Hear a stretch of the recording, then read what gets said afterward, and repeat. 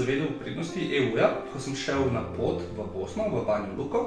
In ko smo se vračali, smo bili na hrvaško-bosanski meji in sem jaz že vključil mobilne podatke, ker sem bil že v bistvu na hrvaškem signalu, ki je znotraj EU-ja in sem vedel, da imamo pač zastonj gostovanje na Hrvaškem.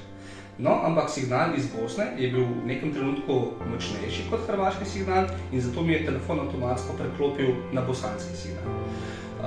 Ni minilo 3 ali 4 sekunde, ko sem že dobil obvestilo, da sem porabil 80% mojega maksimalnega zneska, ki ga lahko porabim na mesec, in minili sta še 2 sekunde in sem že dobil obvestilo, da sem porabil 100% zakupljenih oziroma maksimalne obremenitve za moj račun.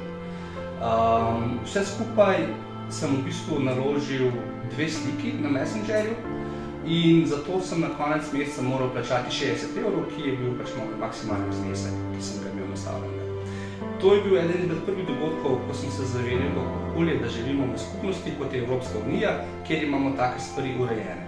Se pravi, da lahko jaz grem na Hrvaško, na Češko, Poljsko, Francijo in tam telefoniram, kličem in pa tudi pošiljam slike oziroma se pogovarjam prek interneta po enaki ceni oziroma pod enakimi pogoji, kot se pogovarjam doma. To je zagotovo ena izmed prednosti EU-ja, ki mi je najbolj ostala.